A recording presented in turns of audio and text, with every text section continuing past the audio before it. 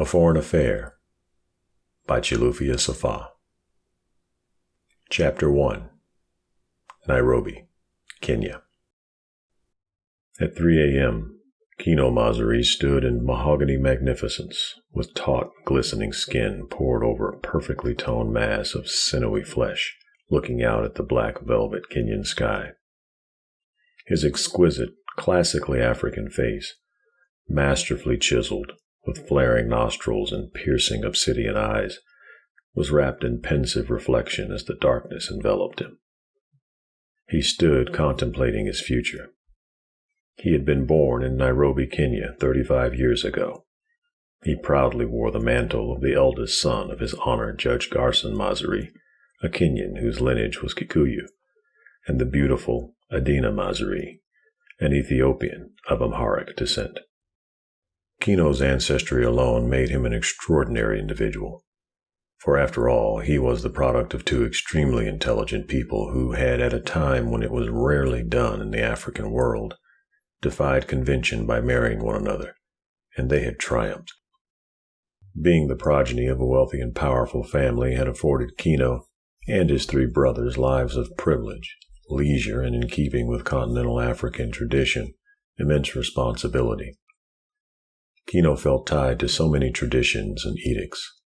Often, as he journeyed through his life, he felt it was not his own, but that he lived for ancestral conventions and precepts long ago forged by people for whom he had only heard.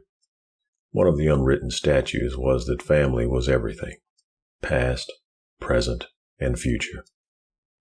Even during his college years, when he was being educated in the most prestigious institutions Europe and America had to offer, he knew this would not change. Even his pursuits of law and business degrees was in line not only with his sensibilities and talents, but with the family vision for his future. Kino stood in the bleakness of night pondering his plight, for he knew that the obligations of being born first in a prominent Kenyan family continued to exist, regardless of Western acculturation. Yes, his life had been an extraordinary one, well-educated, well-traveled, a very productive life. Even as he practiced in the law firm his father founded, he still managed to create a very lucrative international trading business which was growing rapidly. Yet here he was facing his greatest challenge. How much of his life did he owe to ancestral canon? Was he really bound by familial law to reach into the future by making the ultimate connection in the present? Kino had known women, few in the biblical sense, for he was too private a soul to take lightly what was to him considered sacred. Though he had met women the world over, none had touched his spirit. He, too, had been waiting. He could not live through a marriage of convenience, an arranged covenant. Yet he knew that if he could not find that soul who made his spirit dance, his father would surely take matters into his own hands, and for the good of the family, he would acquiesce. His father's pronouncement at dinner had caught him off guard, even though it was not totally unexpected. His Honor Judge Garson Mazari had made it clear that his eldest son, Kino, had 1 year left to be without a wife and an heir. Judge Mazari was a man whose pronouncements were never to be taken lightly. His honor was as powerful in his world as he was in his home. He seldom heard the word no, and when he did, he was always certain he had heard incorrectly. The law firm that he established before becoming a judge was the most influential firm in Nairobi. He had been on the bench for the past 30 years. His connections were global, for he, like his sons after him, had been educated in Europe and America for university studies. Garson Mazari was well thought of in all of the circles in which he traveled. He was seen as a man of intelligence, integrity, and prodigious ingenuity. As a middle-aged man, his looks were striking. His son Kino had inherited his chiseled bone structure. However, where Kino's face was softened by his mother's genetic code, his father's face was all lines and angles. His jaw, which was always seemingly set for battle, was adorned by a beard peppered with silver to match that which appeared at both temples. Already a tall man, standing well over 6 feet, The judge's erect posture and rich baritone, when speaking, made him appear to be an imposing figure. Laughter, on the rare occasion when it was expressed, was shared mostly with his adored wife and family. For his power and accomplishments he thanked his God, but his wife and family were what he lived for, and they alone knew that there was a private vulnerability that ran through the core of the great judge. He did not relish reminding his children of their responsibilities, particularly not Kino, for Kino had a will of iron, but Kino's wife had been chosen when he was but a child. She was now a fully grown and beautiful, well-educated Kenyan woman, and she was waiting. Kino knew the rules. He had had ample time to make another decision and release everyone from the agreement, but he had not done so. The two families whose social and financial affairs had been linked for generations were waiting. Because Judge Mazuri's own marriage had been an unconventional one, he had wished his sons not to have the struggles one faced going against conventional wisdom. His 3 younger sons had complied, and they were doing well, and their wives and children were blessed family additions. Kino was another story, always one to march to his own music, down his own path. This ultimatum might prove difficult. Dear God, why couldn't Kino just follow the rules? As the question rushed to his mind to be answered, Judge Mazuri had to laugh out loud to himself as the answer came swiftly and clearly. He is your son, and traditions didn't stop you from possessing your beautiful Adina. So it didn't, he said softly to himself. We shall see where Kino's path takes him. The heavy darkness of night had crept along at a snail's pace. Kino had been unable to allow the comfort of slumber to overtake him. He felt as though his life had taken a turn to which he was not privy. As the dawn moved over the horizon, Kino knew there was one place where he could find solace. Sorting through conflicting thoughts and endless streams of contradictions was work for the matriarch of the family, his mother, Adina Mazuri. His mother was a spectacular woman. It was easy to see why his Kenyan father had broken tradition and wed his majestic mother, an Ethiopian woman. Regal was the only way to describe Kino's mother. Nobility for sure, but with a quiet charm and warmth that drew people to her. Her oval face, a rich cinnamon gold, always carried a ready smile on full lips. Her eyes were her most beguiling feature, because her smiles were always captured there. A very content woman, Adina Mazuri, wore her beauty, her intelligence, and her satisfaction with her life, all with equal comfort. Kino's parents met at college. Their souls had known one another instantly, he had always been told. And from the looks he saw pass between them when they were together, he was sure the story was true. When his mother looked at his father, it was clear that she saw in him all of the security she would ever need. And when he looked at her, he saw all of the beauty he could ever behold, and he proclaimed that often to anyone who would listen. As Kino thought of the two of them, a distant smile spread across his ruggedly handsome face. Yes, he was home. Though he had recently moved to Virginia for purposes of expanding and escalating business, it was here to Kenya where he came to renew his soul, to rejuvenate his spirit. Kenya, the cradle of civilization, had indeed rocked and nurtured him. He looked forward to one day returning permanently to the land of his birth and that of his parental ancestors.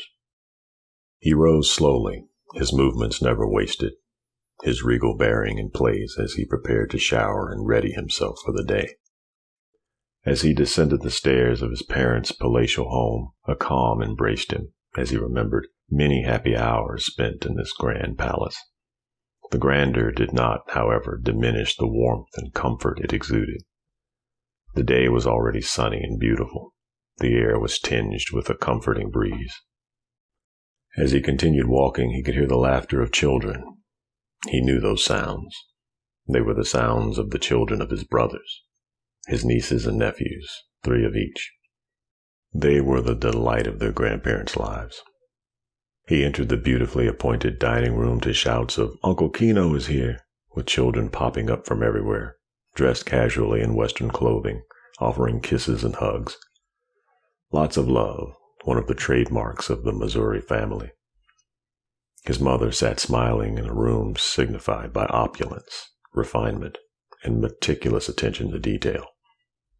She was the first to speak as she rose from one of the matching 18th century chairs which graced the dining table.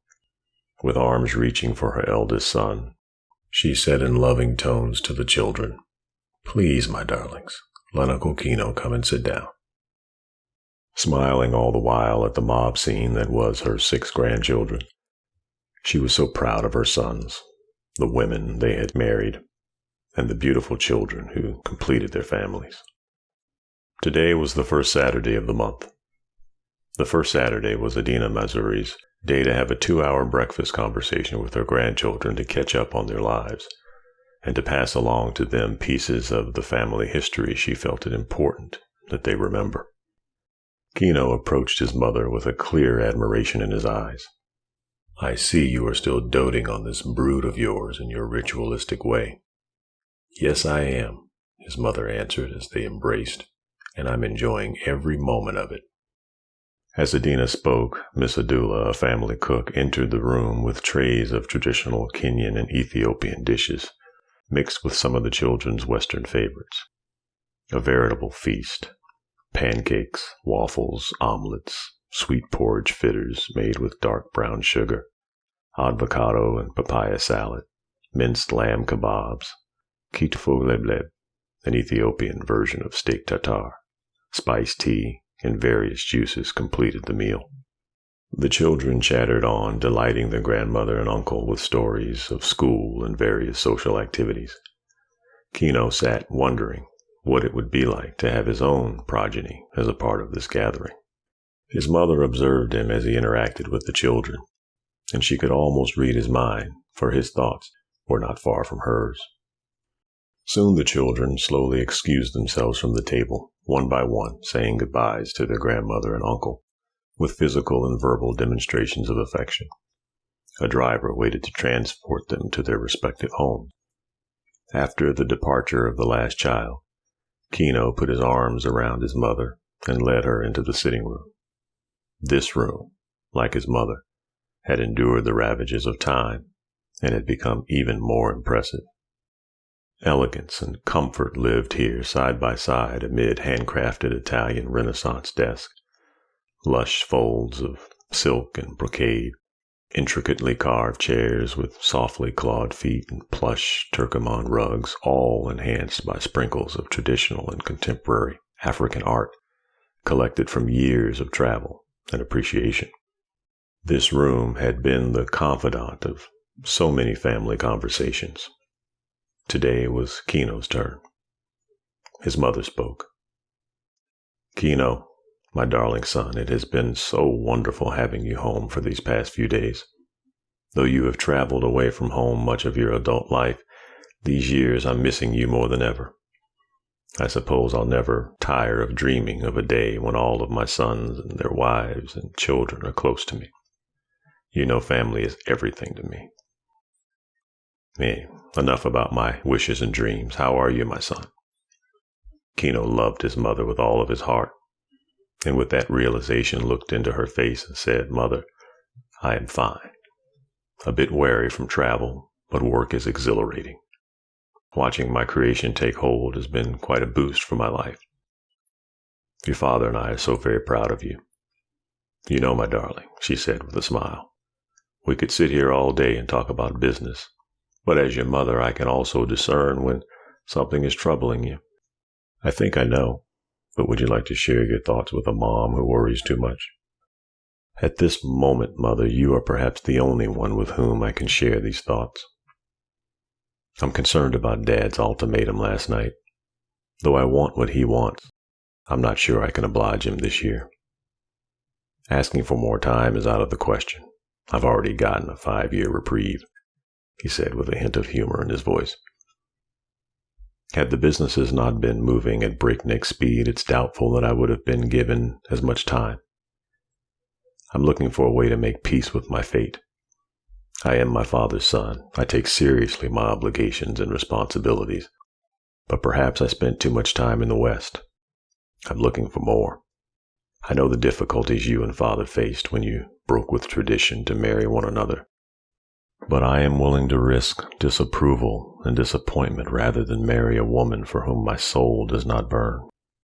I need to look at my woman as father looks at you. I need her to be my confidant, my port in storms. I need what I've grown up seeing. My 3 brothers found it. I need to find it. I've traveled the world, but mother, I've not seen her, and I know the bride chosen at my birth is not the one. McKenna is lovely. She's intelligent, and she was groomed for me, but she's not the one. Adina Missouri saw the despair in her son's eyes and willed herself a way to comfort him.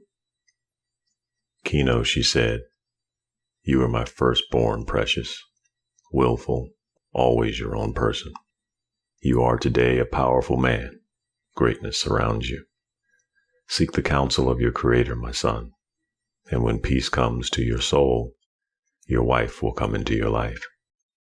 With that said, Adina wrapped her son in her arms, as she had when he was a child, and whispered, your father is on your side, and in the end, he will always come to your assistance, no matter what he says to the contrary. Kino felt comforted and knew that soon he would find the peace that he sought. With one final embrace, he rose to prepare for the return to the United States. Business was calling, and to answer would be a welcome distraction.